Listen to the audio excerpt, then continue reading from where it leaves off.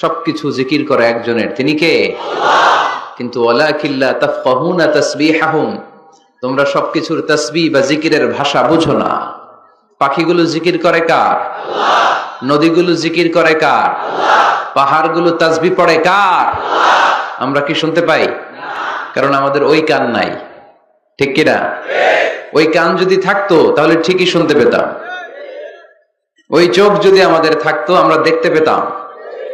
ওই কান আমাদের নাই, ওই চোখ আমাদের নাই, কিন্তু সবকিছু জিকির করে একজনের, তিনি কে? আমরা যেন বেশি বেশি আল্লাহ তাআলার জিকির করতে পারি। আল্লাহ তুমি তৌফিক দাও।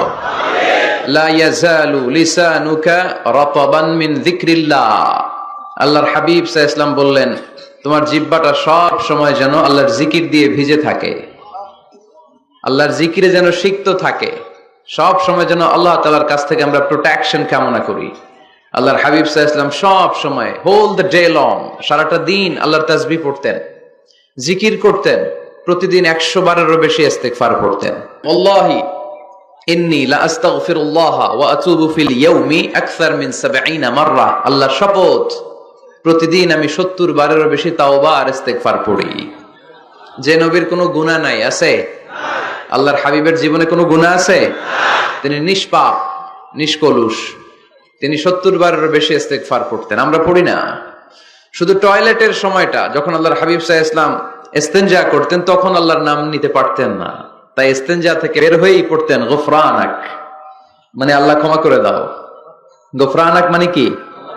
আল্লাহ ক্ষমা করে দাও। এই যে এতটুকু সময় তোমার তাসবিহ পড়তে পারলাম না, আল্লাহ তুমি আমার উপর রেগে যেও না, তুমি আমারে ক্ষমা করে দাও।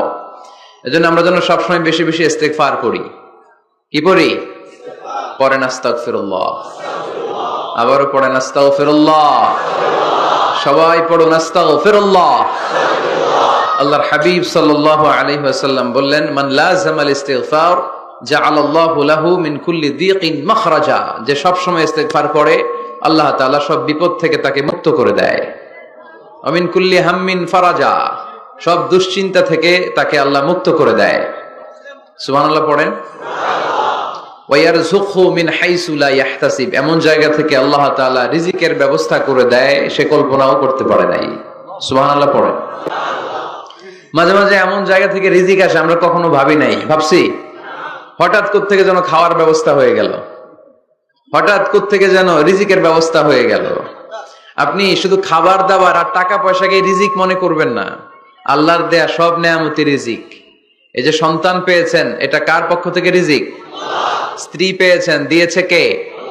সবাই মিলে চাইলে একটা সন্তান বানানো যায়? আল্লাহ কাউরে ছেলে দেয়, কাউরে মেয়ে দেয়, কাউরে ছেলে মেয়ে দুইটাই দেয়, আবার কাউরে ছেলেও দেয় না, মেয়েও দেয় না, এরকম আছে না নাই?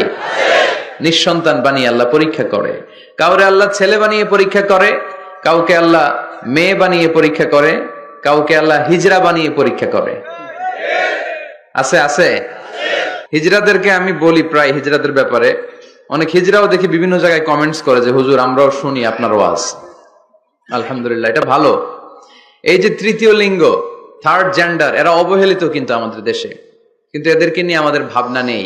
সংখ্যায় একেবারে কম নয়, এদের সংখ্যাও অনেক। এরা আমাদেরই সন্তান। আমার 2টা মেয়ে, তো আল্লাহ মেয়ে না দিয়ে আমার ঔরসে হিজরা দিতে পারতো না? কথা বোঝে নাই? আমি যে ছেলে হয়েছি কার ইচ্ছায়? আমার বোন মেয়ে হয়েছে কার ইচ্ছায়? যে হিজরা হয়েছে সেও হয়েছে কার ইচ্ছায়? বুঝতেছেন কথা কি? বুঝেন? তাহলে হিজরা এরা আমাদের সমাজেরই অংশ, এরা আমাদেরই সন্তান, কিন্তু আমরা এদেরকে পরিচয় করিয়ে দেই না কোথাও। দেখবেন এক লোকের এক ছেলে এক মেয়ে আর একটা হিজরা, তো ঘরে মেহমান আসলে উনি ছেলের পরিচয় করায় দেয়, ছেলের নাম আব্দুল্লাহ, মেয়ের নাম সুমাইয়া। হিজরা যে আছে ওরা সামনেই আনে না। ও সব সময় অবহেলিত, neglected in family as well as in the society. পরিবারও নেগলেক্টেড, সমাজও নেগলেক্টেড। ফলে সে দুঃখ ভারাক্রান্ত মন নিয়ে খুঁজতে থাকে, আমার মতো এরকম অসহায় কে আছে দেখি। সে খুঁজে পেয়ে যায় আরো কিছু হিজড়াকে, পরে একসাথে হিজড়া পাড়া বানায় এরা। জানেন, হিজড়ারা কিন্তু আরেকটা বয়স্কা হিজড়ার আন্ডারে থাকে, চাঁদাবাজি করে এরা। আপনাদের এলাকায় নাই তো, আপনারা বুঝেন না। ঢাকায় যাইয়েন একবার, জ্যামের মধ্যে আটকালেই খবর আছে, পুলিশেও ভয় পায় এদেরকে। আমি এক জায়গায় বলছিলাম যে এদেরকে পুলিশের দায়িত্ব দিয়ে দেন, যেহেতু এদেরকে সবাই ভয় পায়, এরা ট্রাফিক সিগন্যালের এখানে এমনি দাঁড়ায় থাকলেই চলবে, লেন চেঞ্জ করে কেউ উল্টা পাল্টা লেনে ঢুকবে না। This is call idea. Idea generate করতে না পারলে দেশের উন্নতি করা সম্ভব না। হিজড়াদেরকে কর্মসংস্থানের ব্যবস্থা করা উচিত। এই এলাকার জনপ্রতিনিধি যদি কেউ থেকে থাকেন অথবা পরবর্তীতে ভিডিওতে যদি শুনতে পান, আমার এই আবেদন, আপনারা হিজড়াদেরকে খুঁজে বের করবেন, কর্মসংস্থানের ব্যবস্থা করেন। আমি পৃথিবীর অনেক জায়গায় এয়ারপোর্টে দেখেছি হিজড়াদেরকে, দে হ্যাভ হিউজ স্ট্যাটাস, তাদের জব আছে, তাদের চাকরি আছে, তাদের সম্মান আছে, সামাজিক সম্মান, তারাও আমাদের মতো মানুষ। এজন্য তাদেরকে কর্মসংস্থানের ব্যবস্থা করেন, শিক্ষার ব্যবস্থা করেন। স্কুলে পাঠানো যায় না, বাবা মারা লজ্জা পায়, লুকাতে চায় এদেরকে। সন্তানের ফর্ম পূরণ করতে গেলে ওখানে লেখা থাকে জেন্ডার, ছেলে নাকি মেয়ে, তো এটা ছেলেও না মেয়েও না, একই লিখবে। এখন থেকে সব ফর্মে 3টা ঘর রাখবেন, রাখবেন মেল, রাখবেন ফিমেল, আর একটা রাখবেন শিমেল অথবা বাইসেক্সুয়াল, উভয় লিঙ্গ যাদের।